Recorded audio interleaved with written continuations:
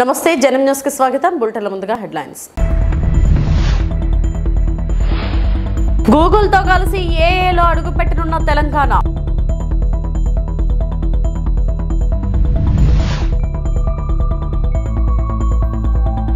CM relief fund చెక్లను పంపిణీ చేసిన మంత్రి రాష్ట్ర వ్యాప్తంగా వివిధ రంగాలలో ఆర్టిఫిషియల్ ఇంటెలిజెన్స్ సామర్థ్యాలను ఉపయోగించుకోవడానికి తెలంగాణ ప్రభుత్వం ప్రముఖ ఐటీ దిగ్గజం గూగుల్తో ఒప్పందం కుదుర్చుకుంది. ప్రధానంగా వ్యవసాయం, స్థిరత్వం, పరిపాలన, రవాణా, విద్య వంటి కీలక రంగాలలో ఏఏ ఆధారిత సేవలను విస్తరిస్తుంది. భవిష్యత్ అవసరాలను తీర్చడానికి డిజిటల్ నైపుణ్యాలతో శ్రామిక శక్తిని సిద్ధం చేయడానికి గూగుల్ వ్యూహాత్మక సహకారాన్ని అందిస్తుంది. హైదరాబాద్ నాలెడ్జ్ సిటీలోని టీ హబ్లో ముఖ్యమంత్రి రేవంత్ రెడ్డి, ఐటీ పరిశ్రమల మంత్రి దుద్దిళ్ల శ్రీధర్ బాబు గూగుల్ కంపెనీ ప్రతినిధులతో సమావేశమయ్యారు. ప్రభుత్వ అధికారులు మరియు గూగుల్ ప్రతినిధులు వారి సమక్షంలో అవగాహన ఒప్పందాలపై సంతకం చేశారు.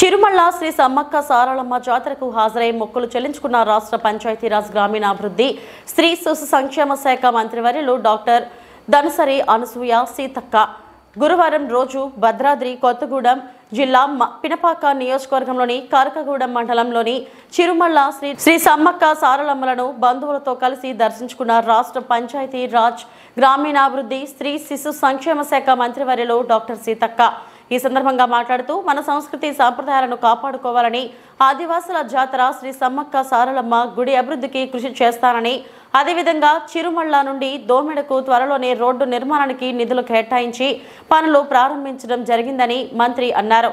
ఈ కార్యక్రమంలో స్థానిక ఎమ్మెల్యే పాయం వెంకటేశ్వర్తో పాటు మాజీ ఎమ్మెల్యే చందా లింగయ్య దొర పాల్గొన్నారు.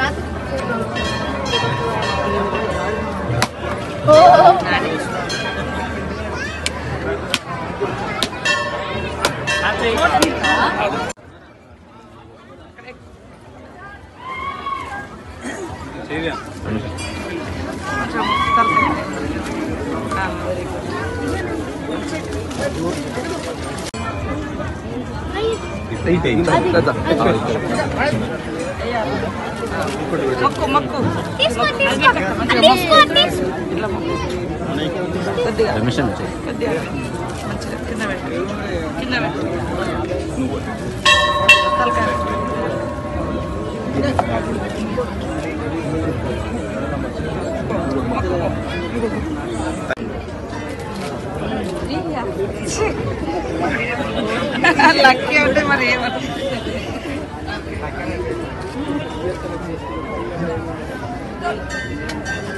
పేరెంట్స్ కోసమో లేదా పెన్షన్ కోసమో ఏదైనా ఒక చిన్న వర్క్స్ కోసమైనా వాడుకోండి. రాబోయే కాలంలో సీసీ రోడ్లు కానీ గుడి చుట్టూ కూడా మంచి సీసీ వేయడము, చుట్టూ ప్రహారీ గోడ కట్టడం. కానీ ఆ చెట్లు మాత్రం తీయకండి. చెట్లు మన తల్లులు సమ్మక్క సారలం అంటేనే మరి చెట్లలో, పుట్టలలో, గుట్టలలో, కంక వనాలలో ఉంటారు ప్రకృతి దేవతలు. మన వాళ్ళందరూ మినీ మేడారంలో అడుగుతా ఉన్నారు. మరి విలేకరులు కూడా మీకు ఇంత వరద వచ్చింది, ఇక్కడ ప్రజలకేం కాలే. ఇంత పెద్ద గాలి దువారం వచ్చి 100 ఎకరాల్లో చెట్లు కూలిపోయినాయి, ఇక్కడ ప్రజలు క్షేమంగా ఉన్నారు. మరి భూకంపం కూడా వచ్చింది, ఇక్కడ క్షేమంగా ఉన్నారు. అంటే ఆ సమ్మక్క సారలమ్మ యొక్క దయ అంత పవర్ఫుల్. ప్రకృతి దేవతలు, వనంలో ఉండేటువంటి దేవతలు కాబట్టి ఎన్ని అవాంతరాలు వచ్చినా వాళ్ళు ఎదిరించి ప్రజల్ని కాపాడినటువంటి చరిత్ర సమ్మక్క సారలమ్మది. ఇప్పుడు మన తల్లులు సమ్మక్క సారలమ్మ ఉన్నారు కాబట్టి ఈ రోజు మరి ఇంత ఘనంగా నిర్వహిస్తున్నందుకు చంద వంశస్థులకు, ఆ కమిటీ సోదరులకు, సమ్మక్క సారలమ్మ కమిటీ సోదరులకు అందరికి కూడా ధన్యవాదాలు, కృతజ్ఞతలు తెలియజేస్తూ, తప్పకుండా నేను ఈ శాఖ మంత్రిగా కూడా ఉన్నా కాబట్టి పంచాయత్ రాజ్ శాఖలో మరి పెద్ద ఎత్తున రోడ్లు ఇస్తా. తొందరలోనే ఈ యొక్క దోమెడ నుంచి మన చిరుమల కూడా రోడ్డు తొందరలోనే శాంక్షన్ ఇచ్చి కంప్లీట్ చేసి మీకు మాకు రవాణా కూడా మంచిగా దగ్గరగా ఉంటది, అది కూడా ఏర్పాటు చేయిస్తా. దాదాపుగా మా ఏరియాలో అన్ని రోడ్లు కంప్లీట్ అయినాయి. మీ ఏరియాను మా ఏరియాను కలిపే రోడ్ ఒకటి ఉంది, దాన్ని తొందరలోనే చేస్తా అని కూడా తెలియజేస్తూ, వచ్చే జాతర వరకు మంగపేటోళ్ళు కూడా ఇటు వస్తారు, ఇటోళ్ళు కూడా అటు వస్తారు, అట్లా ఈజీగా ఉండేటట్టుగా మనం ఏర్పాటు చేసుకుందామని తెలియజేస్తూ మీకు అందరికీ శుభాకాంక్షలు. నర్సాపూర్ గుమ్మడిదలలో కాంగ్రెస్ ప్రభుత్వం ఏర్పాటు చేస్తున్న డంపింగ్ యార్డుకు వ్యతిరేకంగా నిర్వహిస్తున్న దీక్షలో ప్రసంగిస్తున్న మాజీ మంత్రి ఎమ్మెల్యే హరీష్ రావు. 400-500 టిప్పర్లు రాత్రికి రాత్రి పనులు చేసి ఈ మొత్తానికి ఈ డంప్ యార్డును పెట్టేటువంటి ఒక కుట్రను ఈ కాంగ్రెస్ ప్రభుత్వం చేస్తూ ఉంది. మీరు ఎక్కడైనా ఊర్లు లేని కాడ, ప్రజలు లేని కాడ, ఎవరికి ఇబ్బంది లేని కాడ పెట్టాలి. ఇక్కడే మీరు ప్రజల్ని అడగలే, ప్రజల అభిప్రాయం తీసుకోలే. ఏమనంటే 2008లో రాజశేఖర రెడ్డి గారు ఉండగానే పెట్టినాం, అది అప్పటిదే 2008కేలు ఉన్నది అని చెప్పి కొత్త కథలు చెప్తున్నారు. ఇది ఎప్పటిదా అప్పటిదా, ఎవరు పెట్టినరు ఎందుకు పెట్టినరో కాదు, ప్రజల అభిప్రాయాలు కనుక్కోండి. గుమ్మడిదల రైతులు అంటే ఆదర్శవంతమైన రైతులు, బంగారం లాంటి పంటలు పండించే రైతులు సంగారెడ్డి జిల్లాలో గుమ్మడిదల రైతులు. ఇక్కడ కూరగాయలు కానీ, పండ్లు కానీ, పాలు కానీ ఇక్కడ అద్భుతంగా మంచి పంటలు తీసేటువంటి రైతులు ఉన్నారు. 6 కాలం కష్టపడే మంచి రైతులు ఉన్నారు. ఇవాళ ఈ రైతులందరూ ఏం కోరుకుంటున్నారంటే, మా నెత్తిన ఈ డంప్ యార్డు పెట్టకండి, మా ప్రజల్ని బతకనియండి అని చెప్పి ఇక్కడ ప్రజలు కోరుకుంటా ఉన్నారు. అందువల్ల మేము ప్రభుత్వాన్ని డిమాండ్ చేస్తున్నాం, తక్షణమే ఈ డంప్ యార్డును రద్దు చేయండి. ఇంకెక్కడన్నా దూర ప్రాంతంలో ప్రజలకు ఇబ్బంది లేని చోట ఈ డంప్ యార్డును ఏర్పాటు చేయాల్సిన అవసరం ఉంది. రేవంత్ రెడ్డి వచ్చిన తర్వాత లగచర్ల చూసినాం, మొత్తం పోలీసు వాళ్ళని పెట్టి భూములు గుంజుకొని గిరిజన రైతులను జైళ్ళల్లో పెట్టి బలవంతంగా భూములు గుంజుకునే ప్రయత్నం చేసిండు. ఇప్పుడే మాణిక్రావు గారు చెప్పినట్టు పచ్చటి పొలాలు ఉన్నటువంటి నేల్కల్లో అక్కడ కూడా ఫార్మాసిటీ పెట్టమని చెప్పి భూములు గుంజుకునే ప్రయత్నం చేస్తున్నారు. ఇవాళ మా గుమ్మడిదల మీద పడ్డారు. అయ్యా రేవంత్ రెడ్డి గారు, మా గుమ్మడిదలను మరో లగచర్ల చేయకండి, మా రైతులు ఎట్టి పరిస్థితుల్లో ఒప్పుకునే పరిస్థితుల్లో లేరు. ఇప్పటికే 10 రోజుల నుంచి వివిధ రూపాల్లో ధర్నాలు చేస్తుండ్రు. అక్కడ పారానగర్లో చేస్తుండ్రు, ఇక్కడ గుమ్మడిదలలో కూడా ధర్నాలు చేస్తున్నారు. ఎందుకోసం చేస్తున్నారు? ఇదంతా రేపు మా పిల్లల భవిష్యత్తు దెబ్బతింటది. నంద్యాల టీడీపీ కార్యాలయంలో సీఎం రిలీఫ్ ఫండ్ చెక్కులను లబ్ధిదారులకు మంత్రి ఫరూక్ పంపిణీ చేశారు. 15 మందికి 17 లక్షల చెక్కులను లబ్ధిదారులకు అందజేశారు. లబ్ధిదారులు హర్షం వ్యక్తం చేశారు. ఈ సందర్భంగా మంత్రి ఫరూక్ మాట్లాడుతూ ఆరోగ్యానికి ప్రాధాన్యతనిచ్చే ఏకైక ముఖ్యమంత్రి చంద్రబాబేనని అన్నారు. 2019లో టీడీపీ ప్రభుత్వంలో లబ్ధిదారులకు ఇచ్చిన 8,000 చెక్కులను వైసీపీ ప్రభుత్వం రాగానే మాజీ ముఖ్యమంత్రి జగన్మోహన్ రెడ్డి లబ్ధిదారులకు చెక్కులను అందకుండా చేశారన్నారు. రాష్ట్రాన్ని అప్పుల పాలు చేసిన నాయకుడు జగన్మోహన్ రెడ్డిని ఎద్దేవా చేశారు. రాష్ట్రాన్ని సంక్షేమంతో పాటు అభివృద్ధి చేస్తున్న నాయకుడు చంద్రబాబునని తెలిపారు.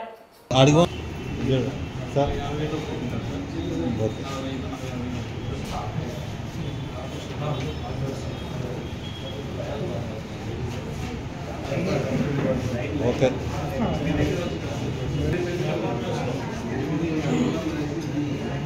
ఓకే ఇది సార్ ఓకే ఓకే ఓకే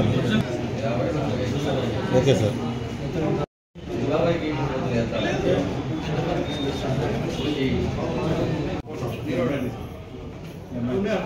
తిప్పి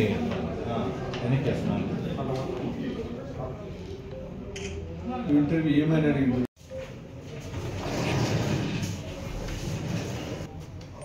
మీడియా వారందరికీ నమస్కారం. ఎలక్ట్రానిక్ మీడియా వారికి, ప్రింట్ మీడియా వారికి నమస్కారం తెలియజేస్తాను. ఈరోజు దాదాపుగా 15 మందికి 17 లక్షల రూపాయలు, 16,92,000 రూపాయలు ఈరోజు ఎవరైతే పేదవారు ఉన్నారో వైద్యం తీసుకున్న తర్వాత బిల్లులు తీసుకొని మన దగ్గరికి వచ్చిన తర్వాత దానికి ముఖ్యమంత్రి గారు పంపిస్తే వారం 10 రోజులు వచ్చేస్తాయి. ఆరోగ్య విషయంలో ముఖ్యమంత్రి గారు ఎలాంటి పక్షపాతం చూపారు. ఎవరైనా సరే ఆరోగ్యం అనేది ప్రధానమైంది. వాటి పేదవారికి ఆదుకోవాలా, అంత ఆరోగ్యం మంచి ఆరోగ్యం ఇవ్వాలి వారికి. నిన్న కూడా చెప్పడం జరిగింది కిమ్స్ హాస్పిటల్ పోయేటప్పుడు. కాబట్టి వారి ఆరోగ్య పరిరక్షణ కోసం పేదవారైతే తట్టుకోలేరు, వారికి అందరూ ఆదుకోవాలని ముఖ్య ఉద్దేశంతోనే ఈరోజు ముఖ్యమంత్రి గారు దాదాపు 15 మందిని గుర్తించి ప్రతిరోజు వస్తూనే ఉన్నాయి, ఇస్తూనే ఉన్నాం. అది కాక చాలా ఎక్కువ అయిపోయినాయి కూడా, చాలా ఎక్కువ మంది వస్తారు. ఉండే డబ్బుతో అందరినీ అడ్జస్ట్ చేయడం జరుగుతూ ఉంది.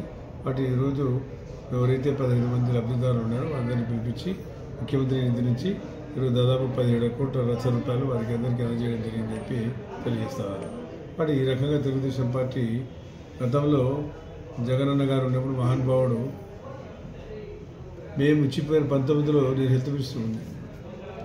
మేము పేదవారు పెట్టుకున్న వారికి చంద్రబాబు నాయుడు గారు దాదాపు 8,000 మందికి చెక్కులు ఇచ్చిన. చెక్కులు ఇచ్చిన తర్వాత చెక్కులు కూడా ఆన్ కాకుండా ముఖ్యమంత్రి అయిన తర్వాత చెక్కులు కూడా ఆన్ కాకుండా చేసినారు.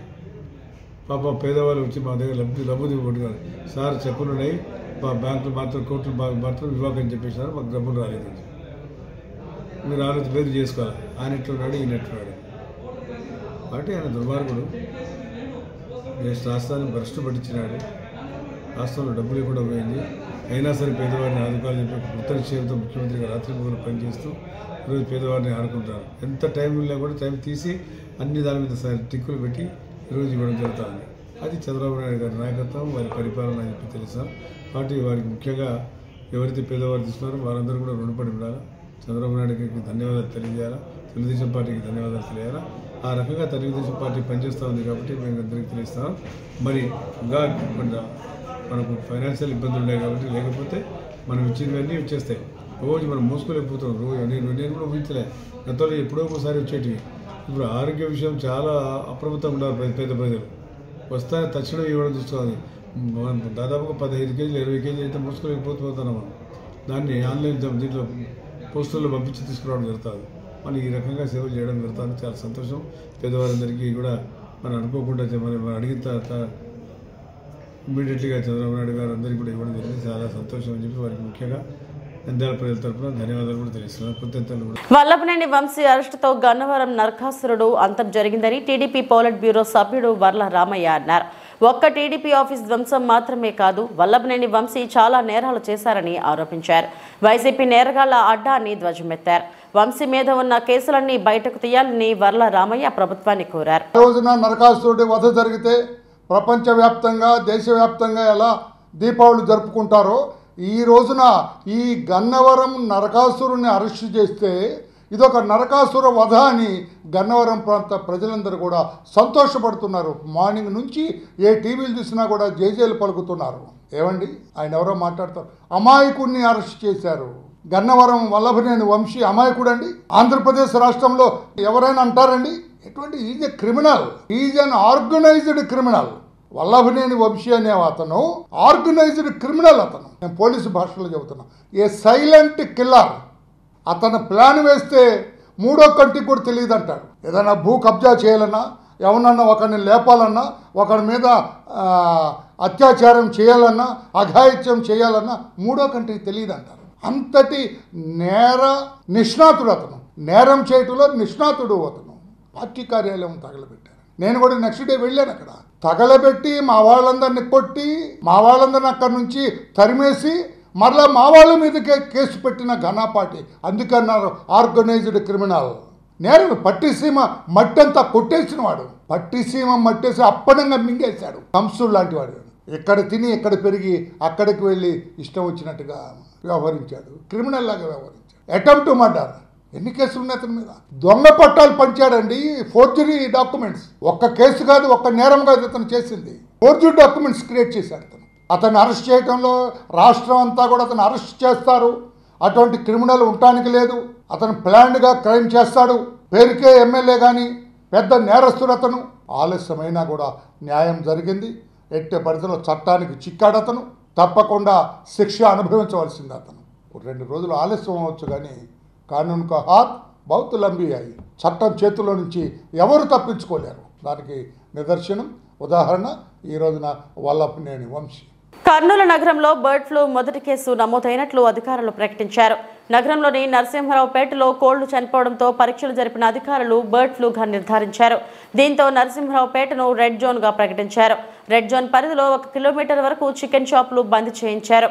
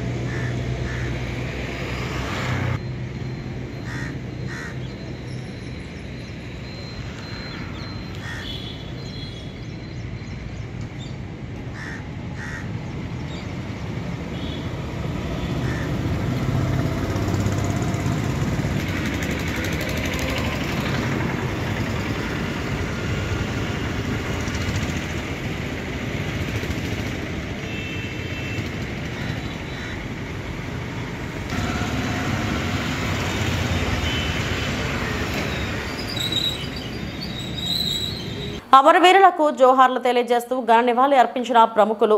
జహీరాబాద్ నియోజకవర్గంలో ఉన్న అమరవీరుల స్తూపం వద్ద గోపాల్ న్యాయవాది ఆధ్వర్యంలో నివాళులు అర్పించిన నాయకులు. కొండాపురం నరసింహులు మాట్లాడుతూ దేశ రక్షణకు తమ ప్రాణాలను ప్రాణంగా పెట్టిన అమరవీరులకు జోహార్లు అంటూ ప్రేమ ముసుగులో వికృత చేష్టలకు పాల్పడుతున్న యువత కళ్లు తెరిచి బుద్ధితో వ్యవహరించాలని హితవు పలికారు. 2019 ఫిబ్రవరి 14వ తేదీన కాశ్మీర్ రాష్ట్రంలోని పుల్వామా దగ్గర వీరమరణం పొందిన జవాన్ల ఆత్మకు శాంతి చేకూరేలా క్యాండిల్ ర్యాలీలను నిర్వహిస్తూ ఫిబ్రవరి 14న అమరవీరులను స్మరించుకుందామని పిలుపునిచ్చారు. కార్యక్రమంలో బీసీ తాలూకా సభ్యుడు మొహమ్మద్ ఇమ్రాన్, కొండాపురం నరసింహులు, గోపాల్ న్యాయవాది మహేష్ ముదిరాజ్, శివ తదితరులు పాల్గొన్నారు. జోహార్ అమరవీర జవానులకి, జోహార్ జోహార్, జోహార్ అమరవీర జవానులకి, జోహార్ జోహార్, భారత్ మాతా की జై, భారత్ మాతా की జై, జై జవాన్, జై కిసాన్, జై జవాన్, జై కిసాన్.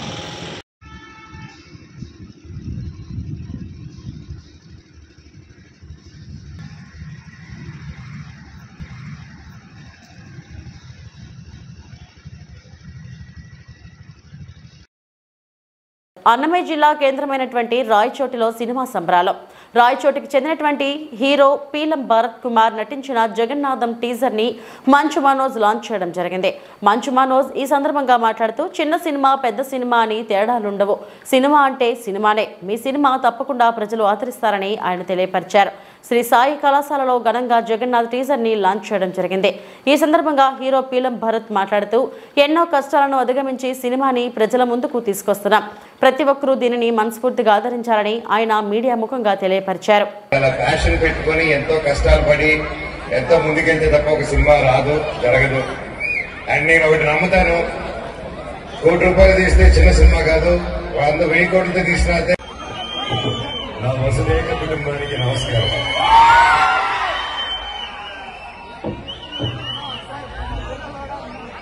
రాయలసీమ పవరే వీరప్ప. మీ అరుపులకి రోమాలు ఎప్పుడు నిక్కబడుతుంటూ ఉంటాయి. తమ్ముడు భరత్ ఈరోజు హీరోగా లాంచ్ అవుతూ మీరు ఫ్రెండ్స్ ఫ్యామిలీ మెంబర్స్ అందరూ ముందుకు వచ్చి ప్రొడ్యూస్ చేసి ఇలా సపోర్ట్ చేయడం చూస్తూ ఉంటే చాలా చాలా ఆనందంగా ఉంది.